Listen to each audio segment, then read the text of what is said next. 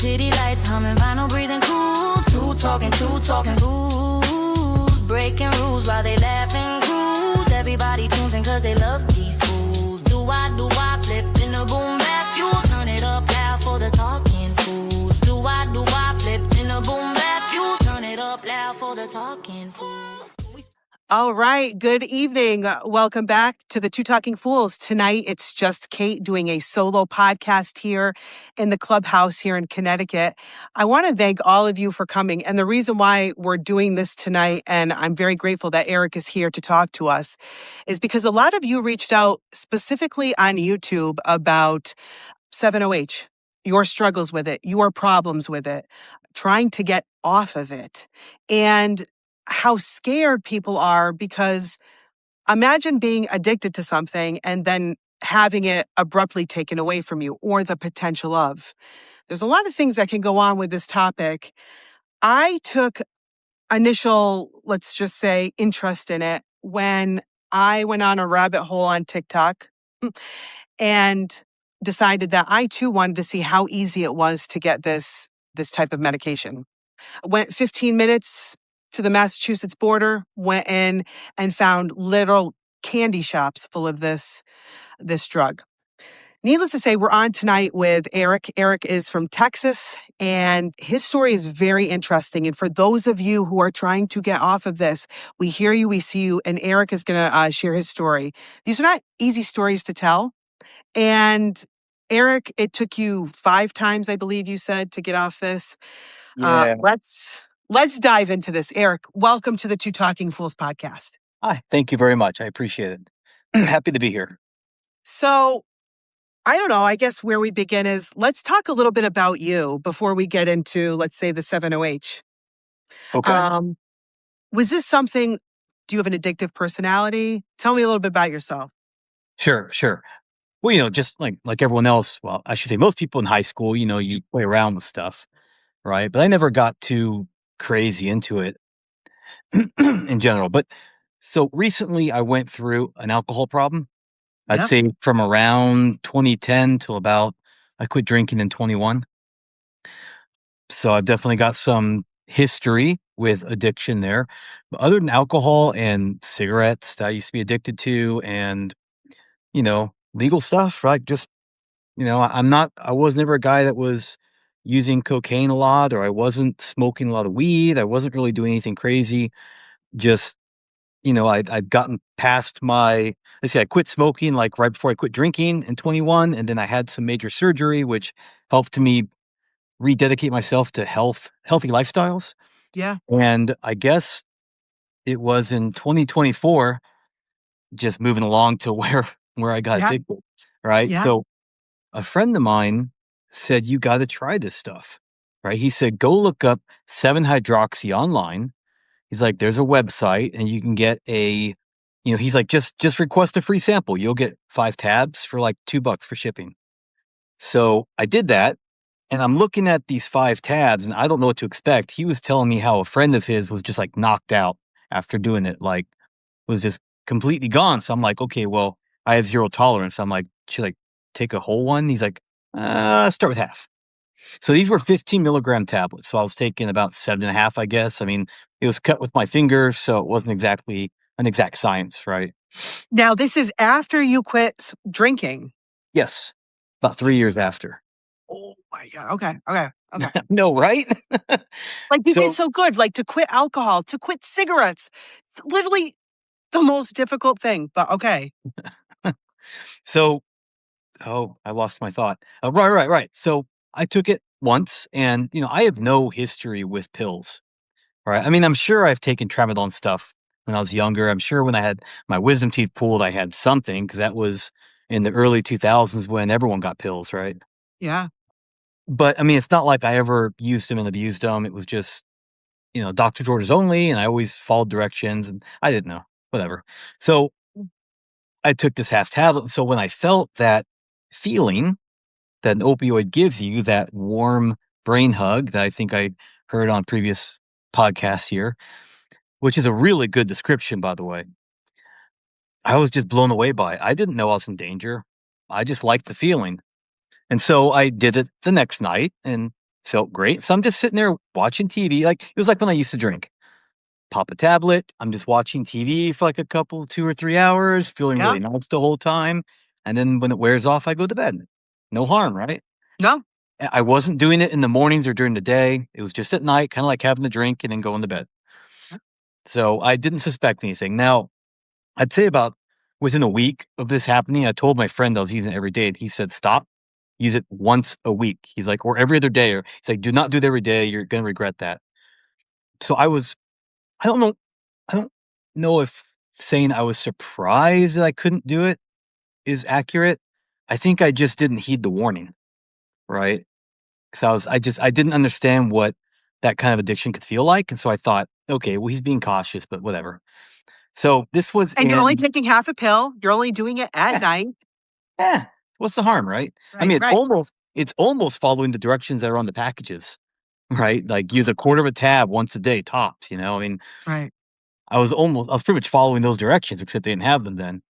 So you know, at one point you run out of the pack, and I mean, I wasn't having withdrawals or anything, so I ordered another one, waited a few days, got it, used it, fun, you know, and then after a few more days, I'm like, "Ah, I think I'm gonna go for a bigger package so I don't have to order this, like, every other week." And so I don't know if I should be naming brand names or anything. Yeah, you can here if you so choose or not. Yeah, so the brand name I always liked was VII, so it's 7 in Roman numerals, right? Yeah. They kind of it felt like a good high to me. It didn't taste bad, didn't hurt my stomach. I mean, I've used other stuff since then and always got kind of a weird stomach ache, not feeling quite right. That didn't happen with these tablets, so even if I went back to them, but I'm kind of jumping ahead of myself. So I just found these. I ordered a pack of I want to say like 20 maybe. They were 15 milligram tablets.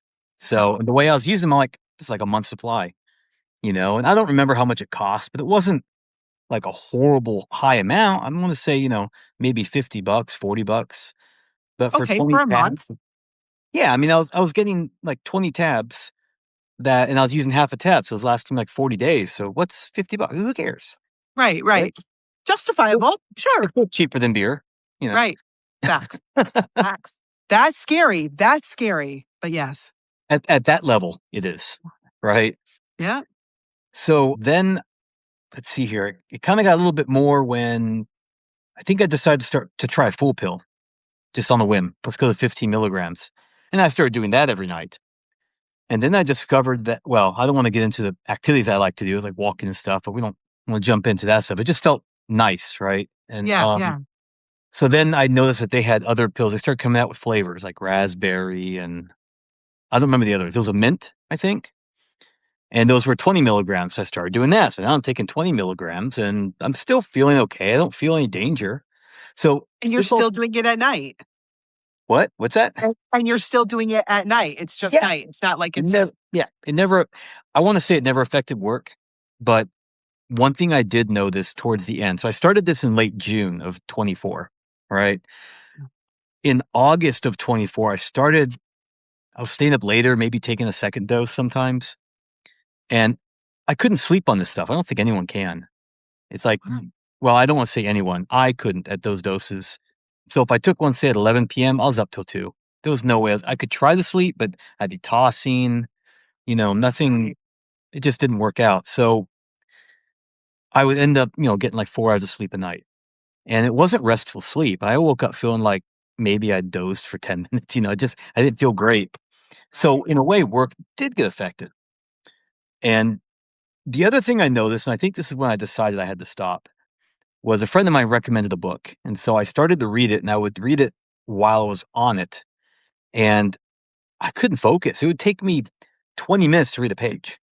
I just kept my mind kept, and I have ADHD, so maybe it made it worse, right? But then I noticed too, like a weird thing, like I'd be watching TV and it was like I was in a circle. I kept rewinding it for 20 seconds to rewatch a scene. And it was almost like I couldn't pay attention. So I'd rewind it again and over and over. And then I realized it would take me like 3 hours to get through a 1 hour episode of something. And that really annoyed me. yeah. That's just, you know, and I'm sure everyone Right. had weird stories like that, how they affected them in a unique way, right? Of course, absolutely. So I decided in September of that month, I'm done. I'm just gonna stop. So I was going to see my friend that told me about them. And he said, "Look," he goes, because I tried to not use it for one night, and I was fine. I didn't sleep well, but I was okay. The second night, I started having, like, have you ever had restless legs? But Oh, it's the worst. it was in my arms. So you're Oh, laying down, and you gotta twitch a little bit, and so I'm like, "What is that?" And so, anyway, he said, "Look," he goes, "That's withdrawals of opiates. You took it too many times. You didn't give any space." He goes, "Fly out here. Fly for a weekend. We'll clean you up and don't touch it anymore." Which sounds reasonable, right?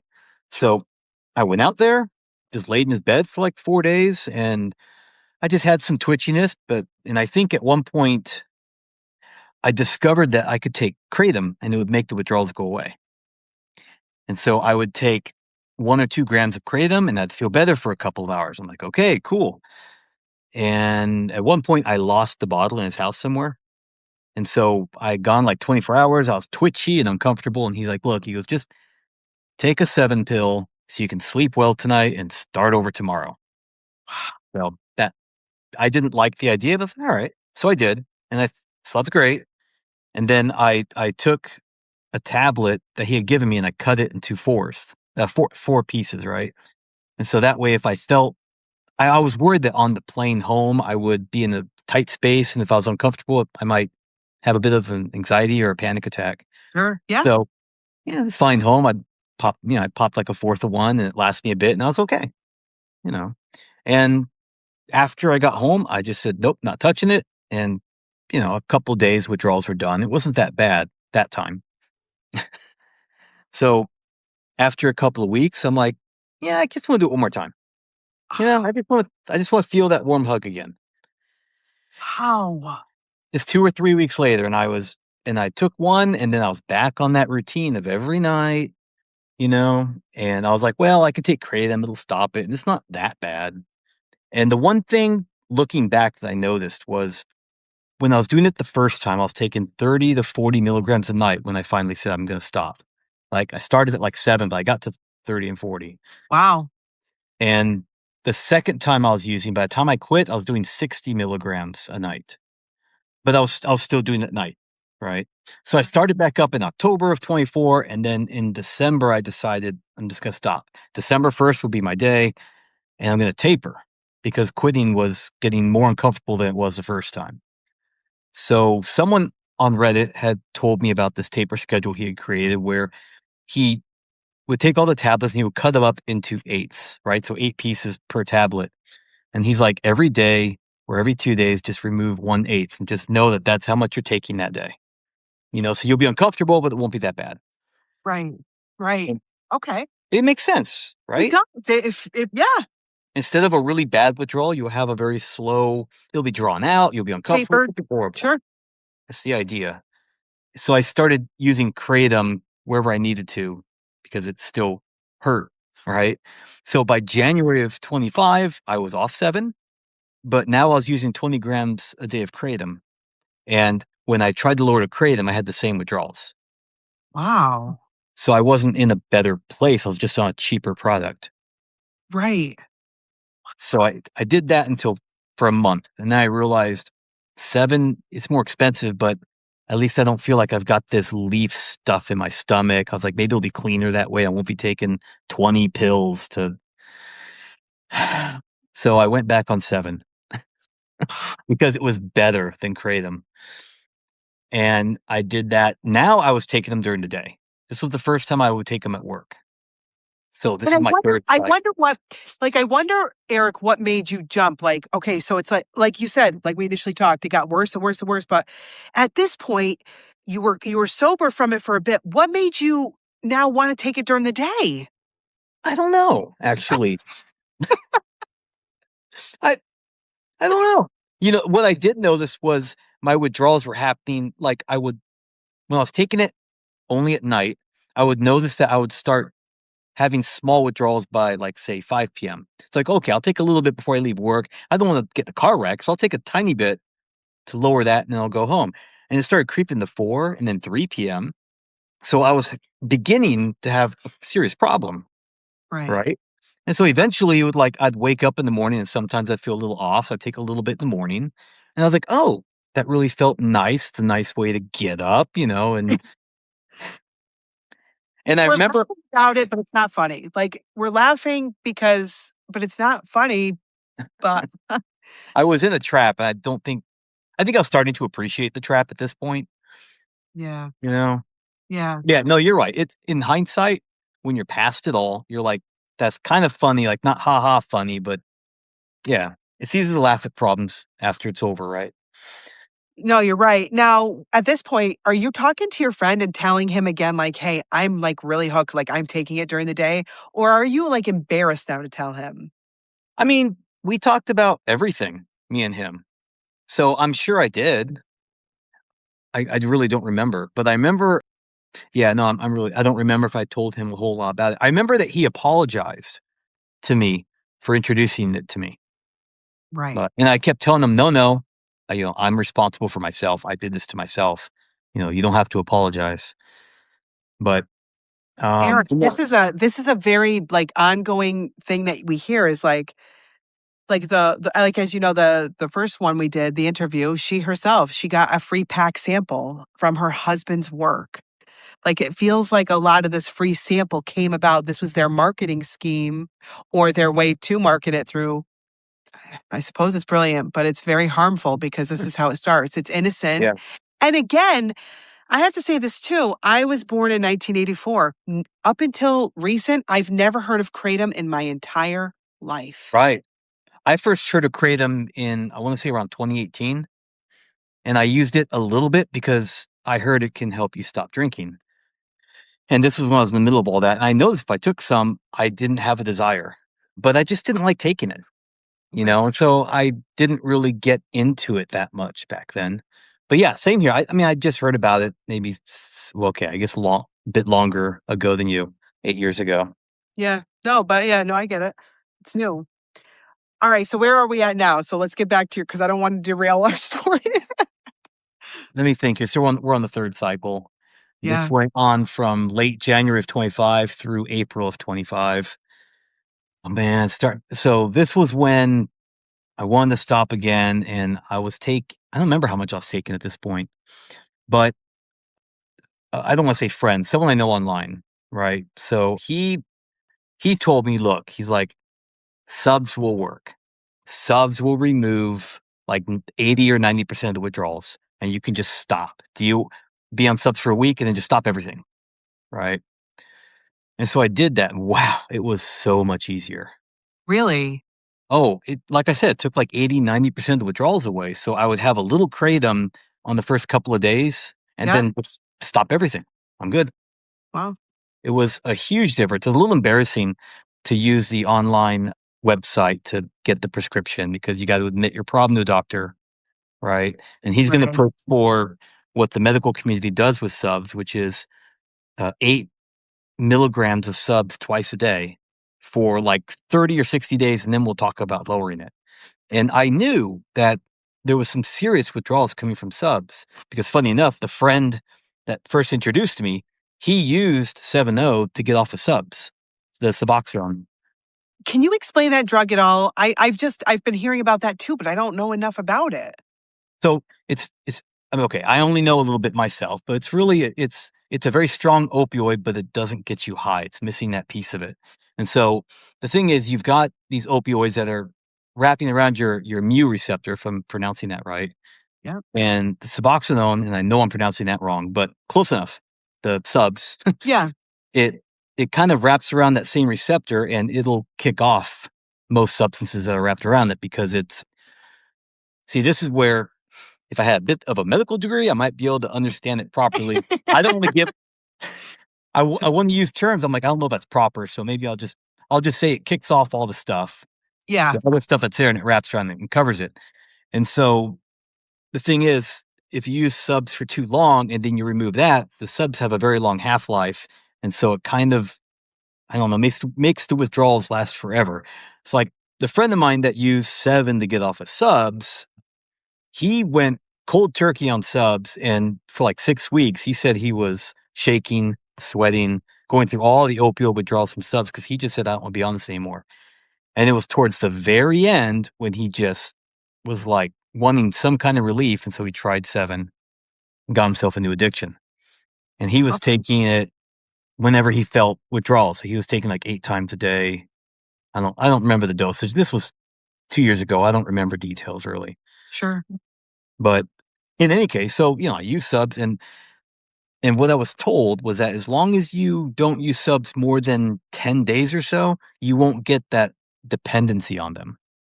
And since 7's half-life is like, you don't really feel the withdrawals past a week. The worst time is about 72 hours in, and by day 5 or 6, you may be off, but you're feeling okay.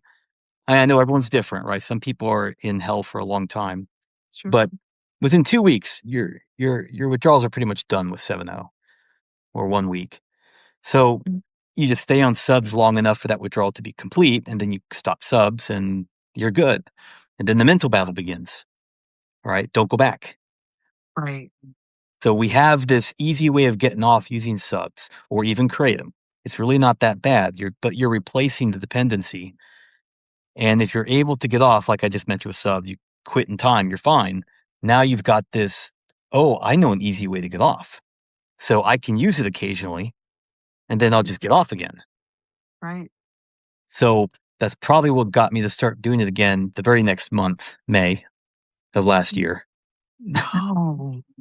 And this time, because I knew I had an easy way off and I was using it during the day, I think I was around 100 milligrams a day. I don't know. I wasn't really measuring, but I was just popping them whenever I felt like it at this point. And then around July, I quit again with subs. And then I want to say in August, I jumped on for the 5th time. And by this point, I was starting to measure it out. I was taking 200 to 300 milligrams a day. Now it's Wow. getting expensive, right? What does that look like cost-wise? So when I was using, I always went to VII, right? And they weren't that expensive, and they felt clean, and they were all like 15 well, no, they got stronger tablets. So I don't really know. I didn't really track the money part of it that much. I don't think I was. Like, could you guess? Like, just put like, Well, funny enough, I wonder if I could just look it up right now. But oh my I God. remember it being like $40 for like 20 tablets or something like that. And so it's way cheaper than going to a gas station. I know that because people are talking about I'm spending $50 a day, and I'm looking, I'm like, why? Just get it Oh, people online. are spending $100 a day. Yeah. And I was always confused, like, why are you doing that? Yeah. And I was starting to get it though, because if you're waiting for your shipment and you run out, and plus if you keep trying to quit, but then, oh, it's right here, Yep. you don't want to commit by buying a whole bunch online. So, but in any case, it's all like that weird mental game that's happening, right? Sure. So then here's the deal. I went on my final cycle in August of 2025.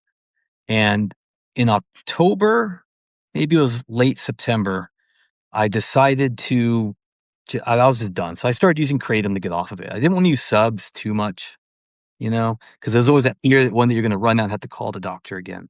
And then you got to admit, yeah, I went back on that. And this, I'd already called the website a second time. So I did not want a third time trying to get subs, Right. So I used kratom, and then I thought, okay, no, I'm sorry. I wrote this down. I remembered wrong.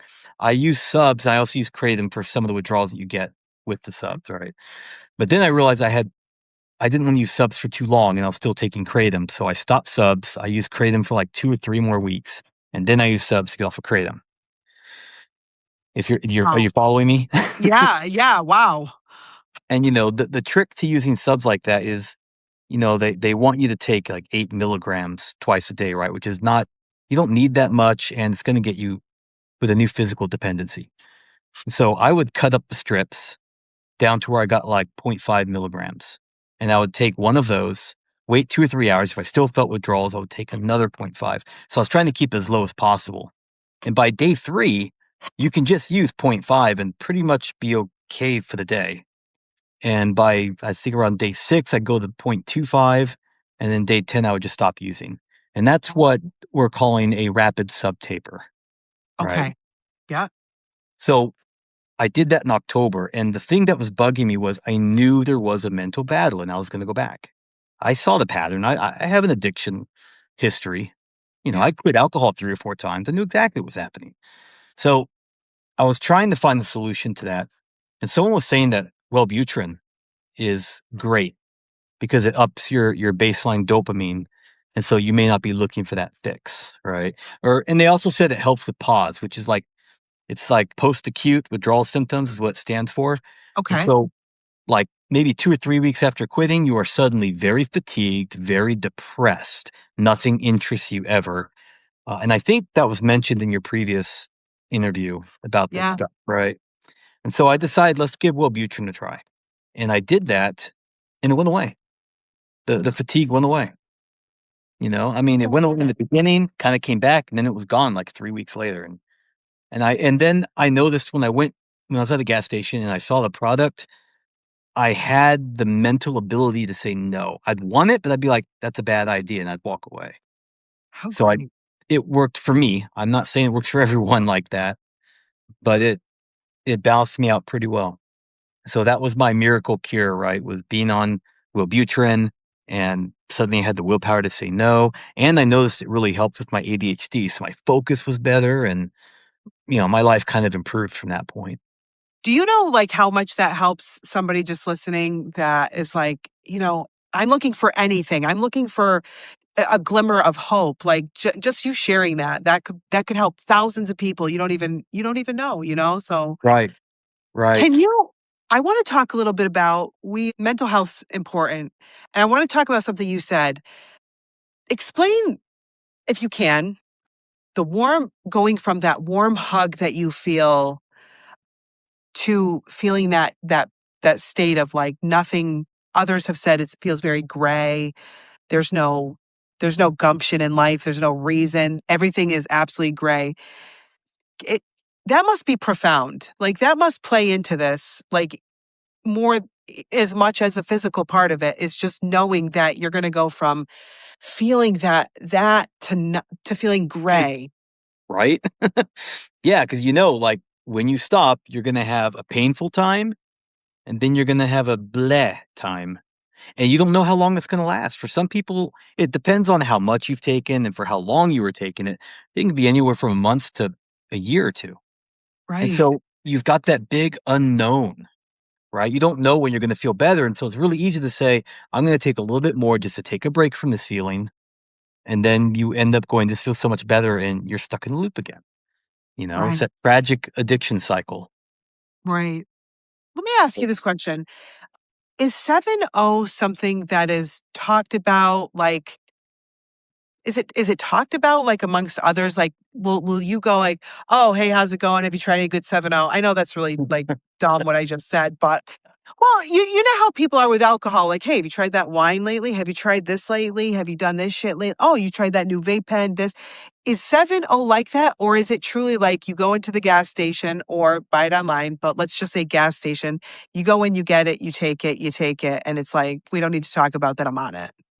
You know, it's funny that you mentioned that because nobody in my life really knows about this addiction I had. But my friend that introduced it to me does. Obviously, he does, right? And so I went to visit him the very next year. Labor Day weekend was becoming a thing where we always just got together. And and he was like going, "Dude, you gotta check out this brand I found." Oh And he my was like, he's like, "Dude," he's like, "This stuff's really good." And we go off to the vape shop and get it. And I was like, "Oh, it's kind of nice." And he's like, "Here, give me the one you had." And so he was the only guy that knew about my experiences, and it was like that. It absolutely was. And, when you start using these different brands, you notice there are differences. Like, I know some brands would make my stomach really churn, and I'd want to vomit and just feel I'd still get the high, but I wouldn't feel great. And others was just like a really nice, I feel wonderful, and I have no problems with this. So you probably have you tried, like, all of them, all the different No, no, no? so many. Yeah, I think yeah. I've probably tried 5 or 6 different kinds. Sure, sure. Especially so even after that final quit I had a year ago, I've had moments where I'd take it for like a week and then just stop myself. I don't really call them relapses because I was able to just stop and be like, "Whoa, what am I doing? Don't jump back to this." It wasn't like one of those month-long battles. Right. And maybe that's unfair. Maybe they should be called relapses. But so when those happen, I wouldn't get it online because then you're getting like a month supply, and I didn't want to do that. I just wanted to have a tablet. And so then I would go to the gas stations, and I did discover that some brands just didn't agree with me while others were tolerable. Honestly, the that VII was the one that didn't bug me at all. That was really the Right. only one where I had no side effects. But maybe that was a dosage thing because back then I was on like 15 or 20 milligrams. And nowadays you go somewhere and you see a pack and they're like 80 milligram tablets or 100 milligram. To even if you cut them down to 4, you're still getting like what used to be a full pill 2 years ago. Right. And Right. that's insane. To me, it's insane. You'll pay $45 for 5 100 milligram tablets. You got 5, actually, I think it was higher than that now. I saw one that said once you add all the tablets up, it's like 1,600 milligrams. And I know from my time on Reddit that there are people who are taking 1,000 to 3 or 4,000 milligrams a day. They're rare, but they are out there. And at that level, that subs routine I was talking about, it just doesn't work Yeah. anymore. It doesn't work. It's not It's too enough. You much. can't cover it. So you've got to taper down to like 3 to 500 milligrams before you can go that type of rapid taper on it, which is crazy. And then it's not just 7 anymore, right? They started coming out with new things like pseudo. I don't really know what the full word is, but it's a different type of 7. It still hits you the same way, but the withdrawals are a little bit longer, more severe, and subs don't help a whole lot with it anymore. And then they came out with this other product called MGM 15, Yep. which I've heard subs don't do anything for. And there was one guy on Reddit that was telling me, "Oh, that's the way to get off 7. Use MGM. You don't have to take it as often, and it's a lower high, but it lasts longer and you don't spend as much." I mean, you're just addicted to a new substance. And it's the same withdrawals, just maybe more severe. So Right. I never really got into that one. I'm kind of glad I didn't because I've heard too many horror stories. The woman that I had previously spoken to, I forgot, she was out in Oregon. I think she said Yeah, that sounds right. MGM 15. She said that was starting to come into play. She was starting to hear about it and Yeah. stuff like that. Now, it sounds to me like they're going to, if they haven't already. I will not ever speak out of line on this. I did try to get up some notes quick. It's not. It's is it scheduled to be a Schedule 1? Is that what I have correct? Like So, you can still purchase it right now. okay, so where I am, Yep. so I know federally, like the first week of August, they were going to do a temporary 2-year ban on it, right? Yes. And the Yep. proposal was, I think they wanted to make it a Schedule 1, right? Okay. Which is up there with heroin and all the hard Sure. stuff. Yes. So it's a temporary 2-year ban. So I've noticed where I live, I don't really see it anymore. Oh, you don't? Okay. I don't, although sometimes I wonder if I asked them if they would have something under the counter, you know? Because I remember I was at one gas station that used to have like this huge glass display of all these different brands. I mean, it was a big display. And after the ban, I just wanted to see if he still had it up or if he had taken it down. And I went in there and it was all down. And as I was walking away, I kind of stopped and I was like, no, I'm sorry. I went in there as I was leaving. I was like, oh, I didn't notice if it's still up or not. And I turned around to look and I was like, oh, never mind, because it wasn't there. I was like, okay, that's nice to know. And as I'm leaving, he goes, hey, are you looking for something specific? Let me know. Are you looking? And I was like, no, I'm good. I'm good. I just walked out. So or maybe they're just trying to get rid of their current supply, trying to bottom out. I'll speak to my own experience. When I first started this series, I went down to a local gas station and it was already banned here in Connecticut. And I said to him, I said, hey, do you have any 7-0? And he said, no. And I won't ever reveal who it is, but he said, if you head towards the university, he goes, go to the particular station on the left-hand side. They still have some they'll sell you. Interesting. What And scares me is, I wonder, people are there's if they're sitting on this merchandise, or maybe they're not, but I would have to think that there's still something going yeah, on. Maybe that's me presuming. But what do people do when they can't get access to this? Do you think that they'll be making more, like, do you think we'll see more products on the market to replace this while this is under this ban? I'm wondering. I don't know if MGM 15 was included in the ban or not, but I want to say it was, but I could be wrong. yeah, if it's not, though, it might get more traction. I know that there's a research chemical called SR17018 that was supposed to be like, it's still a research chemical, but the idea was, hey, this is going to get people off of opioid addiction. And it's supposed to work really well. And I don't understand why that was included in the ban.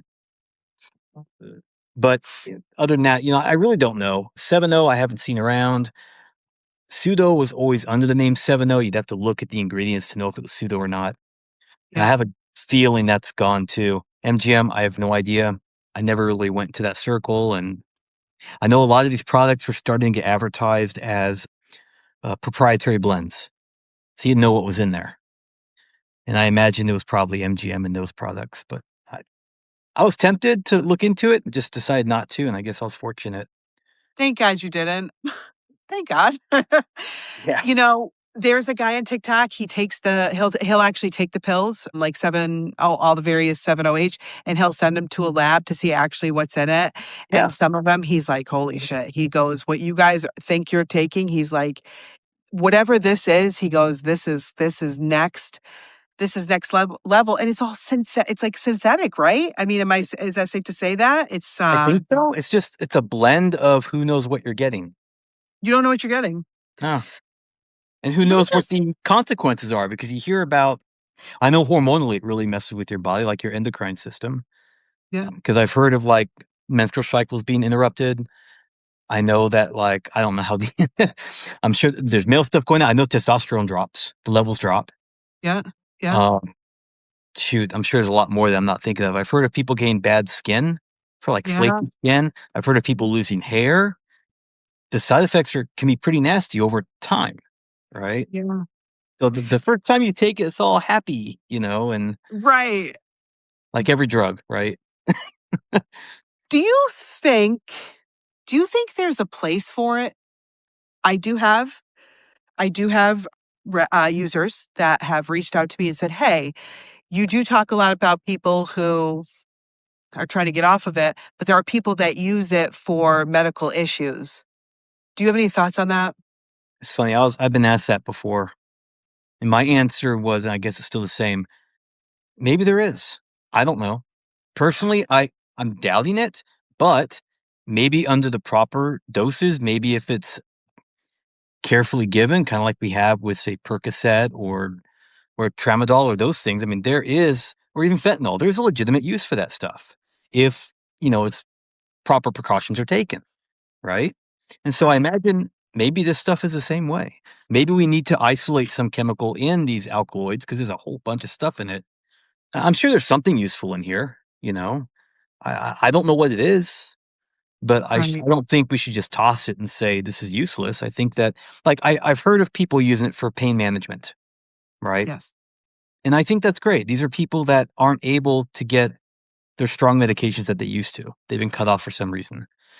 There is a danger. I mean, huge danger of physical dependency, but maybe they already had that physical dependency. I don't know. I know that people have used 7 to get off of harder drugs like fentanyl and heroin, right? Because it can cover it, and then because it can cover the side effects, the withdrawal symptoms of those, because it has such a short effect. Then once you get off heroin, say, as an example, then you've only got to deal with 7-0 for a week, instead of the heroin, which can last weeks and weeks of a withdrawal effect, right? Right. Right. Like I've heard of people using it to get off of Suboxone. That's how my friend got it. He was on subs and he used 7 to get off of that. Well, kind of. Actually, I think he had mostly quit. I think I mentioned that earlier. But so I'm not going to say there's no use because I'm not anywhere near the medical field, really. Right. Right. And you know what? I think it's really a fair thing to say. I've never dealt. I don't have substance issues, and I don't understand that. So how could I sit here and won't even touch that? Right. Uh, I think we can all agree, and well, we'll find out. We know everybody will comment if we mess up, but I think we can all agree that it really is the mismarketing or too much marketing or too good of marketing. Look, when people go in, they should know what they're looking at. The number one thing I hear is that I was given this or I got a free sample. I didn't really know what it was. I wish I was told a little bit more. those people that knew kratom, they didn't really understand what they were taking either. Mm. I think based on what I saw, marketing's way too good, way too pretty, way too perfect. And then to not really tell people what they're getting into. And I'll never say, I mean, do I think it should be banned? I'll leave that up to everybody else. I don't think my Right. opinion necessarily matters.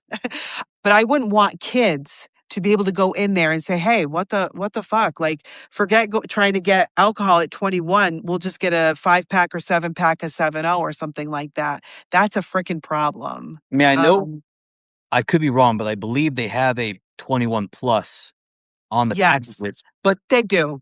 what does it matter? Like, eh, Right, they can get it somewhere else. And the other thing that concerns me about like a huge federal ban is there's going to be a black market, right. and I just worry what it's going to be contaminated with and how, I mean, it's not like they were, being watched by the FDA and doing it correctly before, right? So, but I do Fair. wonder though. Yeah. Yeah, Maybe it won't be any different because it wasn't really watched anyway. But it yeah. worries me what might replace it. That's what the wonder is. And based on also what I'm reading too, it seems like people can still kind of access it in certain parts of the country, but they're getting scared because it looks like things are really starting to come into effect. I Yeah. really, I heard of I don't people know. hoarding them, like buying a whole bunch so that they have a supply, which they're going to face that wall eventually. Yeah, But there's a fear there. I mean, withdrawal is a scary thing, and it gives you one of the symptoms is like a fear, like a primal fear. I don't want to say it's unreasonable, but it's like you're more scared of withdrawal symptoms than you really need to be. You're always assuming the worst. It just makes you feel you're like a panic attack, really. yeah, So I can see why people would try to stave that off as long as they can, but and I really hope that they find a way to get off that's, I mean, it's not gonna as far as I know, the withdrawals don't kill you, and they're short, but they're extreme. So I wanted to say I hope they find the painless way off, but really there's gonna be a way off whether they find an easy way or not. So I just hope that they're able to get off in a way where they don't find a way to return to it, because I really think that this product is doing a lot of damage to our bodies that we're really not understanding right now. At least at the doses that people are using them recreationally. right, right. Yeah. Yeah, I don't know. It's very interesting. I will definitely have to go kind of look around at the same places I stopped at before and kind of see if it's accessible or if it's something you can get still or not. Wow, Eric, your story is amazing. So how do you feel today? Let's talk about Eric today. Like you're good, you're sober, Yeah. you're doing well. Yeah, I am. Yeah. Good for Um, you. the Wellbutrin really helped me, and then I think it was in May, I started using a low dose naltrexone, Yes. LDN, and Yep. it kind of okay, you've heard of that. It kinda Yep. helped rebalance the brain a bit, and that really pumped up my energy. I felt a whole lot better after doing that. I don't know this firsthand, but I've heard that if you're starting to do LDN, if you go back to it, your tolerance is 0 again. Like it resets that tolerance. Yeah. That scares me a little. Like if I ever break down and get some, it's gonna hit me just as hard as it did the first time. Right. Oh. Right. And not to encourage people to take LDN to reset themselves, although I'm sure people do that. But Yeah. but LDN has really helped. I feel like it's helped me mentally get a clear head again, which I've been missing. Wellbutrin gave me the not confidence, the self-control to not go back to it over and over again. And I feel like the LDN is clearing up that brain fog, and I don't know, I just feel better than I did before. Maybe it has nothing to do with 7. Yeah. I No, just know a no. lot of people recommending it, so I went for it. No, that's good. I thank you for sharing that. I want to ask you something. This is kind of a little bit weird, and you share as little or as much as you like. But Okay. based on what you were telling me a little bit about, like the Wellbutrin and other things, do you think do you think there's like a correlation between like mental health and always trying to find that next thing, or is it an addictive personality? Like, would you say, looking at yourself now, would you say, you know what? Maybe it makes sense because maybe I have mental health, not issues or whatever you want to call it. Or is it because you truly have an addictive personality? That's a great question. Am I self-medicating to try to rebalance something in my brain, or just Yeah. me enjoying the abuse? Yeah, I know. 'Cause, I mean, I I was diagnosed with depression years ago. Okay. What'd they call it? It wasn't bipolar, it was like I don't remember the name for it, it was a certain kind where it's like, it's always bad or it's really bad. Got it. I mean, but I never really trusted that diagnosis because I never had days where I couldn't get out of bed, right? I was never Yeah. that far, but I was always down and whatever, but I don't know, I think that maybe I could be trying to self-medicate because when I got on the Wellbutrin, I felt a lot better, and I didn't feel the need to go take this anymore, or if I did, I was able to stop and not jump back onto it. You know, in those few times I would do it for a week and be like, "Ah, I don't wanna do this again." You know, it gave me a lot more self-control, so I think there might be some self-medication for me. I mean, I can't speak for everyone. Maybe Sure. some people just really enjoy feeling that way. I Yeah. always enjoyed it. Yeah, right. Hey, the warm hug. I mean, shit. Yeah, yeah. I know there's people that can use it for a week or use any kind of recreational drug for a week and then be done, and they're fine with it, even if it's highly addictive, and I was never that person. So, maybe there is something to that personality. Right. Right. So, you know, Um, can I am I allowed to, plug a website where you have a lot of resources? Please, by all means. Right, okay, so I've been a moderator for one of the subreddits for Quitting 7.0, and I've been a moderator since that thing was brand new. I mean, I've been there a lot longer than pretty much I think I was like the 12th person on there. And Really? first off, I wanna say it the best advice I ever got, and it was like it's a very popular subreddit, but there were only like 10 posts when I jumped on there, and the piece of advice I got that just saved me for that first cycle was, "Stop reading all these horror stories about what withdrawals are like, and just stop using and see what happens." Because your experience is not gonna be like everyone else's, and all you're doing is psyching yourself out and making yourself afraid to do it, because there are Um, some nasty horror stories out there. I've read them. They're bad. Really Yeah, bad. yeah. Really, really freaking bad. Yeah. And so in any case, back to that website. So over the months, and I guess I've been on there a couple of years, we've been trying to educate people about 7.0, and we've been trying to help those who are going through the withdrawals and the pain and even the suffering afterwards, that mental I don't know what to call that, but you know, that battle where you want to go back and Yeah. learning how to live again sober, which is a huge deal in recovery circles, right? And anyway, so one of the mods on this subreddit, I guess can I say what the subreddit is? Please, by all means. It's Quitting 7.0. The word quitting 7.0h, right?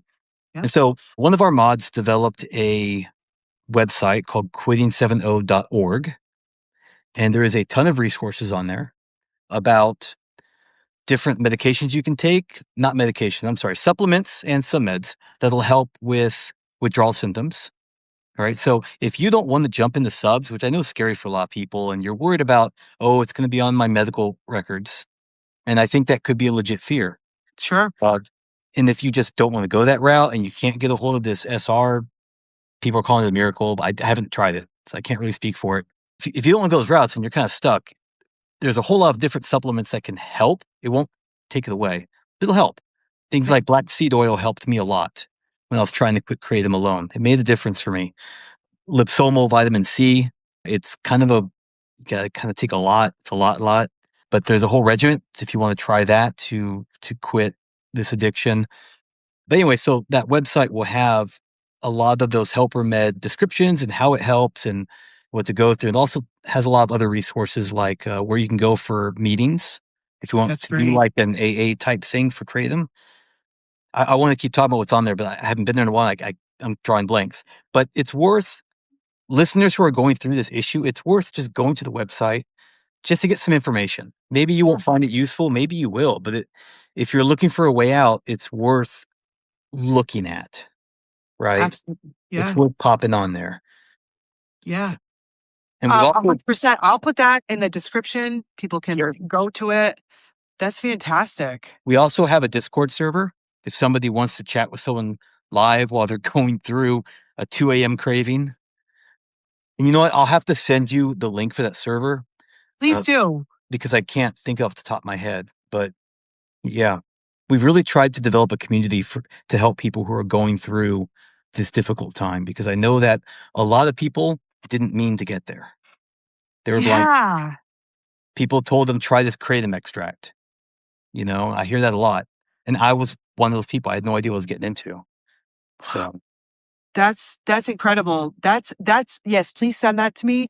I think what a resource. What a resource to know yeah, that you could just go on whatever and you're like struggling and talk to somebody who like freaking understands what you're going through. I think that's amazing. That's amazing work.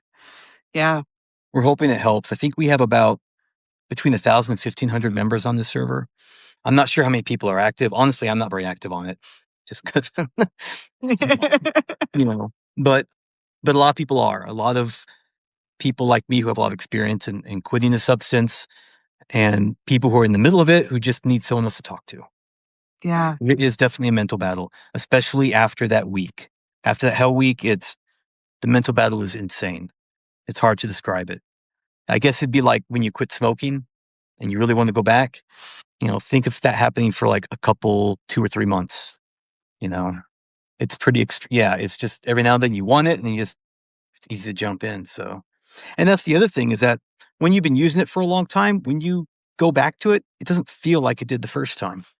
So you're not even getting that same high, which is maybe why, at least for me, the dosage kept increasing every time I did it. But you don't get the same thing. On Reddit, I believe it was somebody who said, that first time you take it, it's euphoric. It's Yeah. unimaginable. But the problem is no matter you're chasing that first time and you can never get back there. Called chasing the dragon. Right.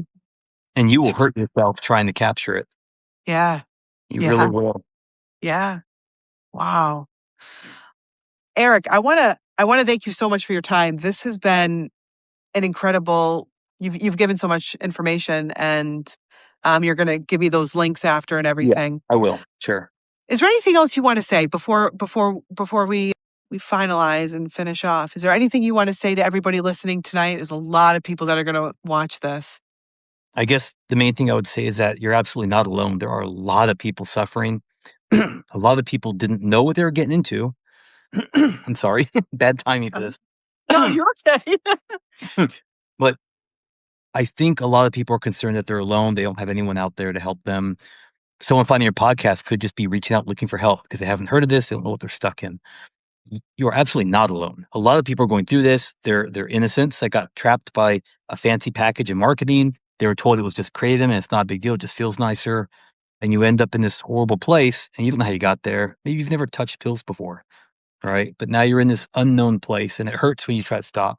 And that's a dreadful place to be. And I've been there, and a ton of people have been there. And there's plenty of people who have gotten out, and there's plenty of people who get out and then go back in. And there's some who just can't get off. Anyway, the point is, you can find somebody who understands what you're going through. You do not have to do this alone. You really don't.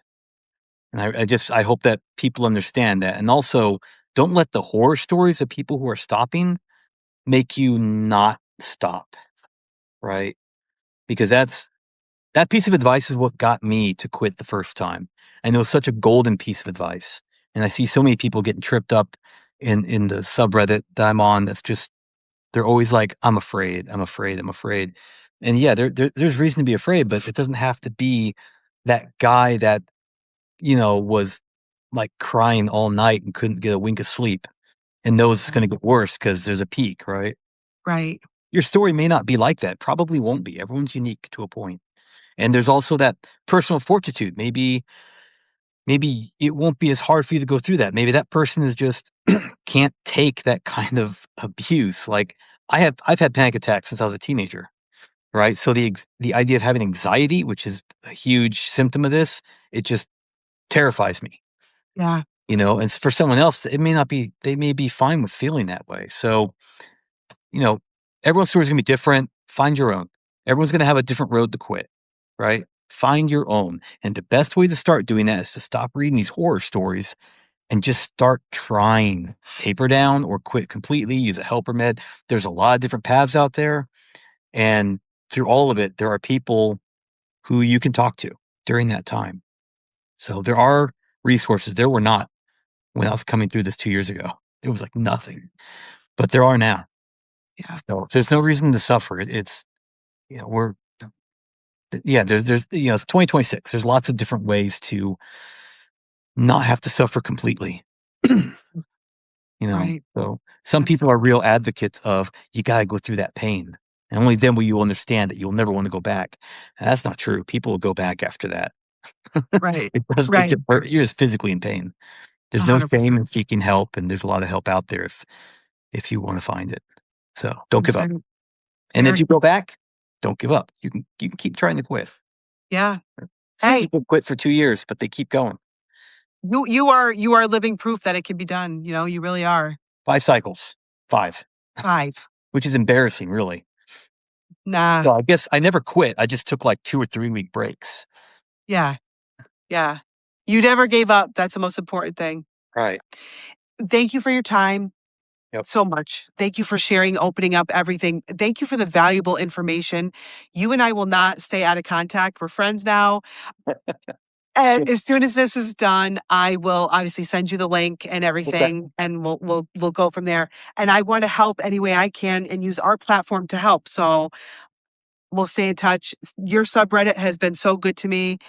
The nicest people helping me help you and whatnot, just getting the word out. So thank you so much for everything, Eric. We'll be in touch. Okay. Thank you. Appreciate Take you care of letting me yourself. talk to you. All right. Thank you. Bye. Bye-bye. Good night. You tune into the only show where chaos comes complimentary. The only duo brave enough to talk nonsense with conviction. Ladies and gentlemen, Shabba, Kate, two talking fools.